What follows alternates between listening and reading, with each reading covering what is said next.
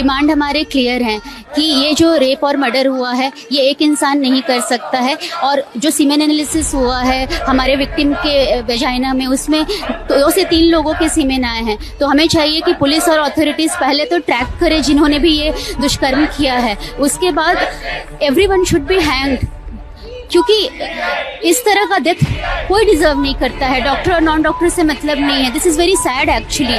और तीसरी बात कि अभी जो भी अथॉरिटीज़ हैं वहाँ पे सबको इमीडिएटली रिज़ाइन करना चाहिए, बिकॉज उनके अंडर में ये चीज़ हुआ जो नहीं होना चाहिए, और ऊपर से वो उसे कवर भी करने की कोशिश कर रहे हैं। वो विक्टिम को ये बोल रहे हैं कि विक्टिम एक साइकेट्रिक पेशेंट थी।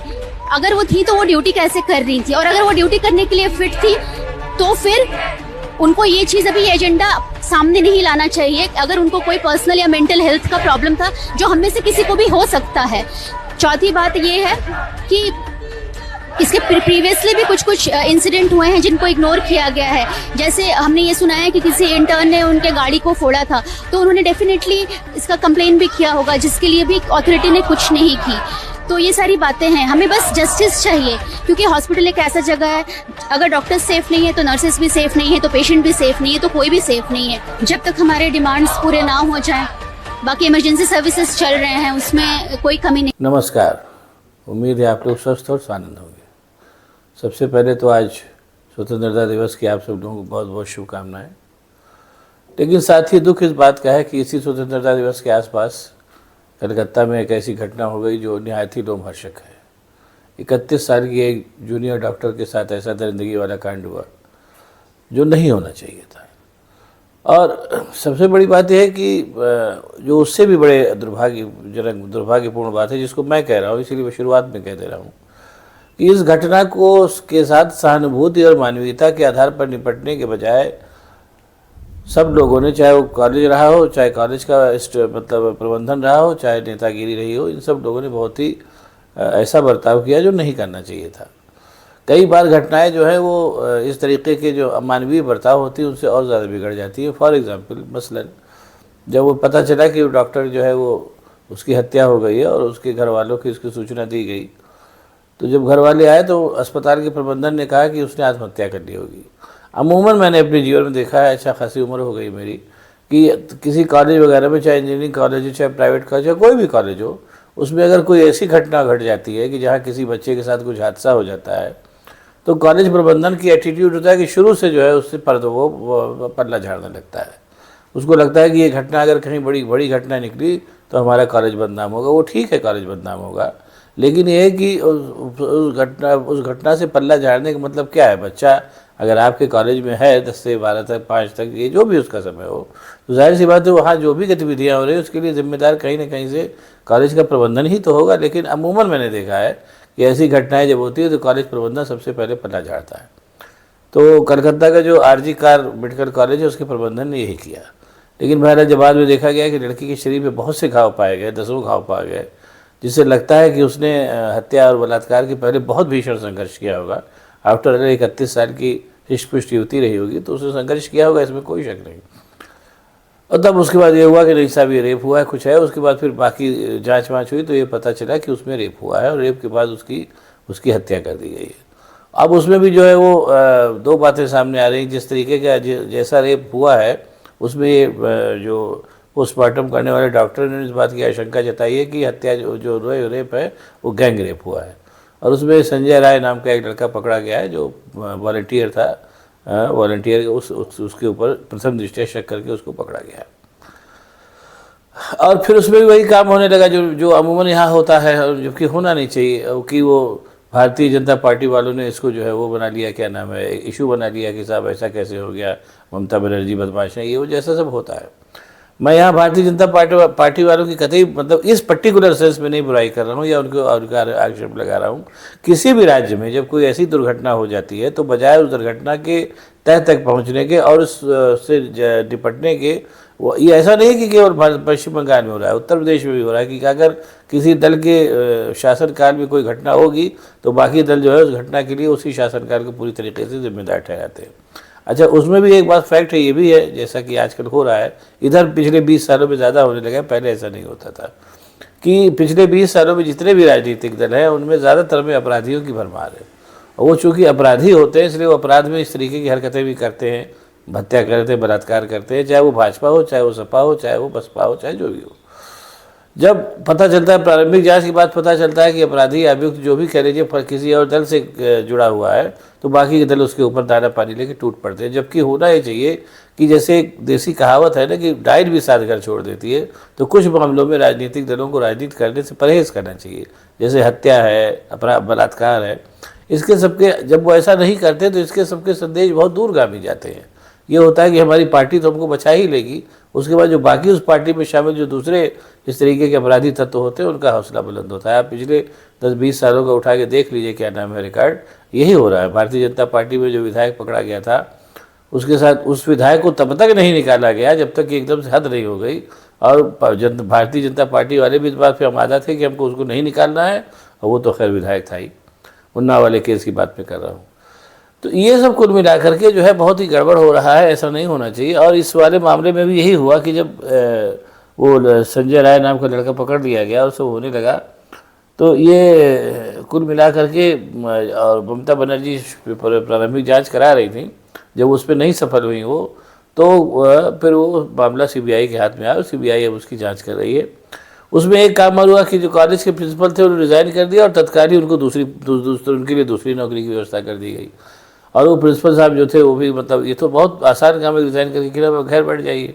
इसीलिए शायद हाई कोर्ट, जब हाई कोर्ट में सुनवाई हो रही थी सीबीआई की जांच, सीबीआई को जांच सौंप देने के लिए, तो हाई कोर्ट ने कहा भी कि इसमें कहीं ना कहीं कुछ ना कुछ मामला तो गड़बड़ है। कुल मिलाकर के जिस तरीके इस पूरे मामले में जो जैसा रवैया रहा अधिकारियों का, चाहे वो कॉलेज रहा हो, चाहे एडमिनिस्ट्रेशन रहा हो, चाहे जो ही रहा, चाहे भारतीय जनता पार्टी रही हो, चाहे वो ममता बनर्जी रही हो, उनका सबका वही स्टीरियोटाइप मामला रहा कि हमको किसी तरीके से इस केस से रफा दफा करना है, हाथ झाड़ना है, और अपने ऊपर इस केस की जो भी जिम्मेदारी है वो नहीं आने देनी चाहिए। जैसे प्रथम दृष्टया अगर ममता बनर्जी के शासनकाल में इतना बड़ा कांड हुआ है, तो सीधी सी बात, हाँ हुआ है, किसके का शासनकाल में नहीं होना है। अब उसको अगर उसको उस लिहाज से देखें कि हुआ, आइंदा से ऐसी दुर्घटना ना हो, तो सबसे पहले तो जो एक चीज़ बिल्कुल साफ साफ दिखाई दे रही है कि वो डॉक्टर जो है रात भर डॉक्टर्स ड्यूटी करते हैं मेडिकल कॉलेजों में, और मेडिकल कॉलेज में तमाम तरीके के तत्वों का आना जाना होता रहता है। ऐसी इन जगहों पर पहले मुझे याद है, पहले यह करता था कि पुलिस की व्यवस्था रहती थी, जहाँ पर लड़कियाँ अकेली रहती हैं या रात में लड़कियाँ होती हैं, वहाँ पर बाकायदा पुलिस की व्यवस्था की जाती थी। और ऐसी जगहों पर जहाँ लड़कियाँ रात में काम करती थी, प्राइवेट कंपनियों में भी ये नियम था कि उन लड़कियों को घर तक छोड़ा जाएगा। अब कहीं कोई नियम कानून के न कोई उसका पालन करता है और न कोई सरकारी एजेंसी उसका पालन कराती है। जहाँ तक मुझे ये नहीं पता कि क्या हुआ होगा, लेकिन मुझे अच्छी तरीके से मालूम है कि वो लड़की या रात में जो लड़कियां हैं उस कॉलेज रात की ड्यूटी में जाके ड्यूटी करके अकेली कहीं सो जाती होगी, और उस पर जो भी तत्व है उन्होंने बाकायदा उनके कई दिन उनकी रेकी की होगी, और रेकी करके एक जवान लड़की अकेली मिल गई तो जो करना था कर डाला। यही होता है, मैं आपसे बता रहा हूँ। वैसे कई केसेस मैंने देखे हैं अपने पत्रकारिता के जीवन में। ये अब और उसमें जैसे मैंने बताया कि जो दिक्कत होती है कि बजाय उस केस को संवेदनशीलता के साथ जांच करने के आरोप प्रत्यारोप चीख पुकार जब होने लगती है, तो ऐसे तत्वों को पूरी तरीके से अंदाज़ा रहता है कि हम देर सवेर इस चीख पुकार और क्या नाम है झगड़े में हो सकता है हम छूट जाएं, इसलिए उनका मन बढ़ता है। ये तो ही पर्टिकुलर मामले में, इस बेचारी लड़की के मामले में ईश्वर उसकी आत्मा को शांति दे, उसके परिजनों को तो किसी तरीके से धैर्य धारण कराए। ऐसी घटना है कि जीवन भर लोगों को याद रहती है। और दूसरी बात मैं एक चीज़ और कहूँगा, चूँकि बात चल रही इसलिए इस समय यहाँ पर और भी बात कहूँगा कि इस समय का माहौल ऐसा है पूरे क्या नाम है, कम से कम हिंदी पट्टी का तो है ही, दक्षिण का मैं नहीं जानता, कि हिंदी पट्टी में जो औरतों के प्रति अपराध है वो बेतहाशा बढ़ रहे हैं। उसके 2-3 कारण हैं जो जिस पे लोग अमूमन बात नहीं करते, लेकिन अब बात चली है तो बात करनी पड़ेगी। हिंदी पट्टी में अभी एक तो समझ लीजिए कि बेरोज़गारी और क्या नाम है बेइंतहा है, और उस बेरोज़गारी के सबके चलते जो उससे उत्पन्न लाचारी और हताशा ये सब होती है, उसके चलते जो लड़के हैं वो पूरी तरीके से पगलाए घूमते रहते हैं और कहीं भी कोई भी इस तरीके की हरकत कर डालते हैं। अमूमन लोग कहेंगे ये क्या मतलब है, लेकिन ऐसा है, ऐसा होता है, इसलिए ऐसा है तो है, नंबर 1। और नंबर 2, आजकल एक चीज़ और, पहले आजकल हर लड़की और लड़के के हाथ में तो मोबाइल है, और वो मोबाइल में क्या क्या चीज़ें आती हैं आप सब भी जानते हैं, हमको भी बताने की जरूरत नहीं है। उस मोबाइल का नतीजा ये हो कि हर चीज़ हर आदमी हर जान रहा है। लड़का 16-17 साल का, लड़की 16-17 साल की हुई, उसको सब पता है। अब जाहिर सी बात है उसके बाद प्रैक्टिकल जब देखा तो उसका प्रैक्टिकल करना है, और प्रैक्टिकल करना है तो उसमें अगर प्रैक्टिकल गलत हो गया तो इस तरीके का कोई कांड हो जाता है। और उसके अलावा जो क्या नाम है, एक वो प्रवृत्ति भी अपने अपने हिंदुस्तान में खासतौर से हिंदी पट्टी में तो है ही कि जो वंचित और दलित और पिछड़ी जातियाँ हैं उनसे अपना बदला लेने के लिए उनकी स्त्रियों को हवस का शिकार बनाना भी बहुत पुरानी प्रवृत्ति है। मज़े की बात है कि जाति की राजनीति के पास ये प्रवृत्ति थोड़ी और बढ़ी है। इसलिए मेरा आप सब लोगों से अंत में केवल यही कहना है कि इन सब चीज़ों को तो दूर होते होते होंगी, जब भी होंगी कैसा होगी। एक तरीके से पूरी की पूरी सामाजिक और वो ऐसी व्यवस्था है जिसको दूर होने में टाइम लगेगा, लेकिन कम से कम एक काम तो किया ही जा सकता है कि ऐसी कोई जब बड़ी घटना हो जाए तो उसमें राजनीतिक दल जो है अपनी अपनी प्रतिनिधिता और रंजिश भुला करके इस कम से कम इस मामले में, ऐसे मामलों में एकजुट हो जाए तो अच्छी बात है। और दूसरे पुलिस को सुधारा जाए, हालांकि उसको सुधारना संभव नहीं है। पुलिस का आप उठा के देख लीजिए, पूरे कोई भी अखबार उठा के देख लीजिए, पुलिस की जांच की 2-3 अवस्थाएं होती हैं। आप पहले जाएंगे तो आपको भगा देगी, उसके बाद फिर अगर आप नहीं भागेंगे और ऊपर ऑफिस चले जाएंगे तो आपकी वो तहरीर ले लेगी। तहरीर मतलब FIR की पहले आपने सादे कागज़ पे लिख के दिया, उसने अपनी चिड़िया बैठाई, कहा ठीक है जाइए हम जाँच करेंगे, अगर ठीक ठाक पाया गया तो FIR करेंगे। फिर वो FIR कभी नहीं नोट की जाती, और FIR अगर नोट भी की जाती है तो उसमें अब कहाँ जाँच चल रही है, आदमी देख रहा है। एक बार मैंने पुलिस वाले से पूछा कि भाई ऐसा है कि काहे FIR नहीं करते, कहे साहब FIR करने का मतलब कि बाकायदा लिखा पढ़ी में अपराध हो जाएगा, उसके बाद उस पर उसको ख़त्म करने की प्रक्रिया बड़ी लंबी होती है, बाकायदा कोर्ट कचहरी करनी पड़ती है। ये उनके पास भी ठीक है, अपने न काम करने के लिए उनके पास भी अपनी दलीलें हैं, लेकिन कुल मिला के फैक्ट यही है कि धीरे धीरे कम से कम पिछले 20 सालों में जब से क्या नाम है ये जाति धर्म की राजनीति शुरू हुई है, जाति धर्म की राजनीति के बाद मैंने देखा कि उसका जो प्रभाव है वो एक प्रभाव ये भी है कि पूरी जो सामाजिक समस्याएं हैं उनसे निपटने के लिए कोई तंत्र जो है वो काम नहीं कर रहा है। और न जाति धर्म की राजनीति में जो जनप्रतिनिधि चुने जा रहे हैं वो भी एक तरीके से थोड़ा सा क्या नाम है अपराधी टाइप के हैं, उनमें से अधिकांश। और वो क्या नाम है मौके पर अपराध का अंजाम देते हैं। आपको अखबार उठा के देख लीजिए, हर हफ्ते मोटे तौर पे आप देख लीजिए कि कोई ना कोई पार्टी का कोई ना कोई नेता या मतलब इसको कहना चाहिए कि तथाकथित नेता आपको इस तरीके के सेक्स जनित अपराधों में शामिल पाया जाएगा। इससे अंदाज़ा लगा लीजिए क्या होता है और चीज़ें कैसे सुधर सकती है।